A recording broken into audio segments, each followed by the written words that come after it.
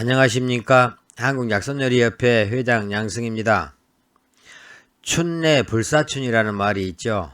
중국 4대 미녀인 왕소군의 고사에서 나온 말로 봄은 왔는데 봄 같지가 않다는 그런 말이죠. 코로나로 아직도 어려움을 겪고 계신 분들의 마음을 표현한 것 같습니다. 그래도 봄은 왔듯이 우리들의 생활에도 이 봄은 오리라고 생각을 합니다. 희망을 갖고 생활하시다 보면은 코로나도 극복을 하겠지요. 그러면은 봄의 중간쯤에 해당하는 절기 춘분에 대해서 알아보도록 하겠습니다. 춘분의 이제 가장 큰 특징은 낮과 밤의 길이가 같은 거죠.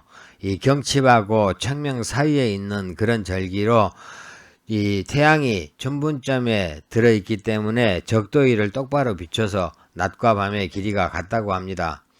날씨는 이제 굉장히 따뜻해지고 산과 들에는 개나리와 진달래가 만발하는 그런 시기입니다. 다만 이제 날씨가 따뜻해졌지만은 가끔씩 이 꽃샘추위가 오고 바람이 많이 부는 그런 특징이 있습니다. 춘분 시기의 풍속을 한번 보겠습니다. 경칩까지가 봄을 준비하는 그런 단계라고 하면은 춘분은 본격적으로 이제 봄이 시작되는 그런 날이기 때문에 춘분이 다가오면서 이제 농사일도 본격적으로 이렇게 하게 됩니다. 이 농사일을 본격적으로 시작하기 전에 머슴날을 정해서 주인들이 이 머슴을 불러 모아서 술과 떡을 대접하면서 이 1년 농사 잘 지을 수 있도록 부탁하면서 하루 쉬게 하는 그런 풍습이 있었다고 합니다. 또 그 춘분 시기에는 그 하루 밭 갈지 않으면은 1년 내내 배가 고프다라는 그런 민담이 있다고 합니다. 그래서 이제 이 춘분이 되면은 이렇게 논밭을 가는데 그것을 이제 처음 간달해서 애벌갈이라고 이렇게 하면서 애벌갈이를 하면서 이제 본격적인 농사가 이제 시작이 되는 거죠. 또 이때는 그 겨울철에 얼었던 땅이 이제 풀리면서 녹고 해가지고 논두렁과 밭두렁이 이제 무너지기 쉬운데 이때 이제 말뚝을 박아서 이렇게 그 무너지지 않도록 이렇게 손을 보기도 했다고 합니다. 고려시대하고 조선시대에는 춘분이 되면은 얼음을 꺼내서 사한단에서 제사를 올렸는데 이 의식을 사한제라고 합니다. 이 사한제는 그 개빙제로서 석빙고 문을 여는 그런 의식이었다고 해요. 그래서 이 춘분 때부터 이제 이 저장해 놨던 얼음을 꺼내 쓴 것을 알 수가 있는데 이 의식은 1908년에 폐지됐다고 합니다. 그리고 정보 살림 경제에 보면은 여러 가지 점치는 방법들이 나와 있는데 춘분에 비가 오면은 병자가 드물다고 하고 날이 어두워서 해가 보이지 않아야 좋고 해가 뜰 때는 정동쪽에 푸른 기운이 있으면은 보리가 풍년이라고 해요. 이 날씨가 비가 오는 게 좋다는 의미겠죠. 또 이 날씨가 청명하고 구름이 없으면은 만물이 제대로 자라지 못하고 열병이 많다라는 것은 이 춘분날 날씨가 이 청명하면은 그해 이제 날씨가 굉장히 덥다는 그런 의미이기도 합니다. 그 밖에 또 구름의 운기를 봐서 청색이면은 병충해가 심하다고 여겼고 붉은색이면은 가물고 또 흑색이면 수해가 있고 황색이면 풍년이라고 했다고 합니다. 이 바람을 봐서도 동풍이 불면은 보리가 풍년이고 서풍이 불면은 보리가 귀하고 남풍이 불면은 5월 전에는 물이 많으나 5월 뒤에는 가물고 북풍이 불면 쌀이 귀하다고 여겼다고 합니다. 이런 것은 이제 이 어떻게 보면은 춘분 때부터는 이제 이 고구 때까지 이렇게 비가 좀 어느 정도 많이 와줘야지 이제 이 물이 풍부해서 이 풍년을 기약할 수 있다는 그런 의미도 되겠죠. 춘분의 속담을 보면은 아직까지 춘분에 꽃샘추위가 좀 있다 그랬죠. 그래서 2월 바람에 김치떡이 깨진다. 음력 2월을 말하는 거겠죠. 또 꽃샘에 설 늙은이 얼어 죽는다. 보리 누름에 설 늙은이 얼어 죽는다. 뭐 2월 바람에 검은 쇳불이 오그라든다. 이건 모두 다 이제 꽃샘추위를 비유한 그런 속담들이 되겠습니다. 이 꽃샘추위라는 것은 이제 옛날 사람들은 풍신이 이 샘이 나서 꽃을 피우지 못하게 바람을 불게 하기 때문이라고 하는데 이 바람이 많이 붑니다. 이 시기에는 낮에는 15도 이상으로 이제 기온이 올라가서 따뜻하기는 하고, 또 밤이 되면 좀 쌀쌀한 날씨가 이어지기도 하는데, 이 가끔씩 이렇게 이제 아주 기온이 낮아지는 그런 경우가 있죠. 그것을 이제 꽃성추위라고 우리가 부르죠. 춘분을 이제 춘분 이후로 5일씩 나눠서 사무라 그런다 그랬죠. 그 사무를 이제 보면은 처우에는 남쪽에서 제비가 날아오고, 중후에는 우레소리가 들리면서, 또 마루가 되면은 새해 들어 처음으로 번개가 친다고 이렇게 기록되어 있습니다. 이 또 그 중국의 춘분 풍습을 보면은 복을 기원하는 어떤 그림이나 아니면은 연에 글을 써가지고 이렇게 하늘로 날려 보내면서 소원을 빌었다고 합니다. 그리고 이제 춘분이 되면은 또 산과 들에 꽃이 만발하죠. 그래서 남녀노소 이 가릴 것 없이 머리에다가 꽃을 꽂고 이렇게 이 꽃을 즐기면서 이 술을 마시는 그런 풍습도 있었다고 합니다. 그리고 이제 그 춘분에 또 태양고를 먹는 그런 풍습이 있는데, 이것은 이제 황제가 이 춘분이 되면은 이제 태양신한테 제사를 올리는데, 이 우리나라 시루떡처럼 이렇게 둥그렇게 만든 그런 태양고를 이렇게 만들어서 올리는 데서 유래되었다고 합니다. 그리고 춘분에는 춘분 입단이라는 그런 놀이가 있습니다. 계란을 세로로 세우는 그런 놀이인데, 이 옛날 사람들은 춘분이 되면은 양기가 위로 올라오는, 즉 봄기운이죠. 봄기운이 땅에서 올라오는 힘이 강하기 때문에 계란이 쉽게 세로로 선다고 여겨서 이런 놀이를 시작했다고 합니다.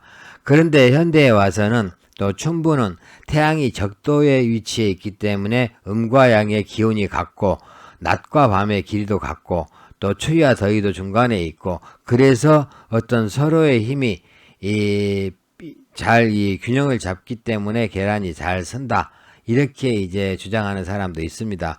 그렇지만 이제 실질적으로는 이 사람에 따라서 잘 세우는 사람도 있고, 아무리 노력을 해도 못 세우는 사람도 있다고 합니다. 그 밖에 이제 그 이란, 터키, 아프가니스탄, 우즈베키스탄, 옛날 그 메소포타미아 그 문명이 발생하는 그런 지역이죠. 이런 지역하고, 그 다음에 그 남미, 멕시코나 이런 남미 쪽에서는 그 춘분부터 이 새해가 시작된다고 이렇게 했다고 합니다. 이 태양이 적도를 그 통과하는 그 순간이 새해의 시작이다라고 여겼다고 합니다. 춘분의 음식 풍속을 보겠습니다. 세시 음식으로는 그 나이떡이라는 게 있었다고 합니다. 나이떡은 이 송편과 비슷하게 이렇게 만들었는데, 어른들은 좀 작게 만들고 어린이들 것은 좀 크게 만들어서 각자 나이 수만큼 먹었기 때문에 나이떡이라고 이렇게 이름을 붙였다고 해요. 일부 지방에서는 이제 농사를 짓기 시작하기 전에 그 마을에 그 어떤 머슴들을 불러놓고 그 술과 안주를 주면서 이제 이렇게 그 하루 쉬게 한다 그랬죠. 이때 이제 머슴들에게 그 떡을 만들어서 그 머슴의 어떤 그 나이 수만큼 이렇게 먹게 하기도 했는데, 그래서 이제 나이떡이 아니고 머슴떡이라고 이렇게 부르기도 했다고 합니다. 그 밖에 이제 영광이나 고창, 서산, 서천, 한산 이런 데는 모시가 그 많이 나기로 유명한 곳이죠. 그래서 그 모시로 이 모시떡을 만들어서 이 모슴들에게 이렇게 주기도 했다고 합니다. 그 밖에 이제 뭐 다른 풍습으로 보면은 이제 가족들이 모여서 이 콩을 볶아 이렇게 먹었는데, 콩을 볶아 먹으면은 콩 볶아지는 그런 소리에 이 쥐나 새가 나가서 이 곡식을 축내는 일이 없다고 이렇게 믿어서 콩을 볶아 먹었다고 합니다. 그리고 이 시기에는 산과 들에 이제 아직은 이제 어리지만은 그래도 봄나물들이 굉장히 많이 나와 있죠. 그래서 이제 본격적으로 봄나물은 춘분부터 시작한다라고 이렇게 우리가 봐야 합니다.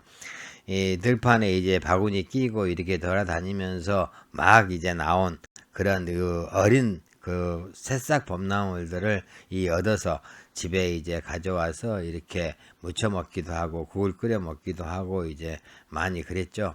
그리고 이제 물론 이제 저장해 놨던 어떤 무나 당근, 뭐 김장김치도 춘문까지는 아직 남아있는 그런 먹거리였습니다. 그리고 이 시기가 되면 이제 남쪽 지방에서는 매화꽃, 산수유꽃이 한참입니다. 이 피기는 경칩부터 피지만은 이제 만발하지는 않죠. 그래서 충분히 되면은 꽃이 만발하기 때문에 축제들을 많이 열고 있습니다. 그리고 이제 서해안 같은 데서는 이제 그 도다리가 많이 잡히죠. 그래서 도다리를 잡아서 이제 그 막 나오기 시작한 쑥을 캐가지고 도다리 쑥국을 많이 끓여 먹고, 또 쭈꾸미도 많이 잡히기 시작하죠. 그래서 쭈꾸미를 잡아서 이 매운 고추장 양념을 묻혀서 이렇게 구워 먹기도 하고, 또 살짝 데쳐서 초고추장에 찍어 먹기도 하죠. 그리고 이제 농촌에서는 이제 도라지를 옮겨 심으면서 이제 조금 이렇게 남은 이런 도라지를 이용해서 도라지 무침 요리도 많이 먹었다고 합니다. 춘분의 그 양생법을 보겠습니다. 이 춘분은 이 자연계에서도 음과 양의 두 기운이 평형을 이룬 그런 상태라 그랬죠. 그러면서 이제 양기가 음기에 비해서 이제 점차 강해지는 그런 이제 상태가 되겠습니다. 인체에서는 기혈이 안과 밖에서 평형을 이루고 있다가 점점 이제 밖으로 나가는 게 좀 강해지는 그런 시기가 되겠죠. 그래서 이제 기혈 순환 같은 게 좀 막히거나 좀 물란해지기 쉽고, 또 그 고질병 같은 이 숙질환이라 그러죠. 이런 병들이 나오기도 하고, 또 고혈압이나 어지럼증 같은 어떤 이런 질병이 빈번하게 나타나기도 합니다. 또 그리고 이제 그 기운이 막혀서 춘곤증 같은 이 증상으로 몸이 좀 나른하고 우울증 같은 어떤 이런 증상이 나타나기도 쉽죠.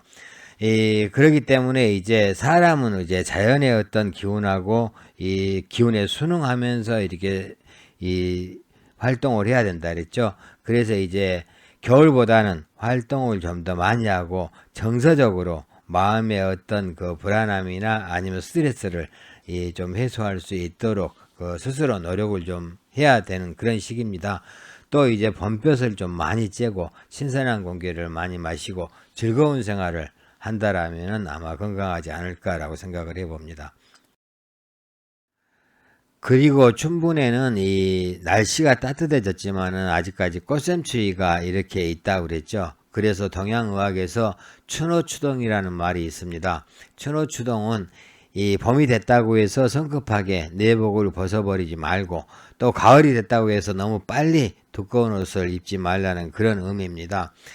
그 말은 이제 봄에는 아직 꽃샘추위가 있기 때문에 보온에 좀 신경을 써야 되고, 가을에는 겨울에 적응할 수 있는 그런 시간을 좀 줘야 된다라는 거죠. 인체가 어떤 자연의 어떤 기후 변화에 순응할 수 있는 그런 시간을 좀 가져야 된다라는 그런 의미가 되겠습니다.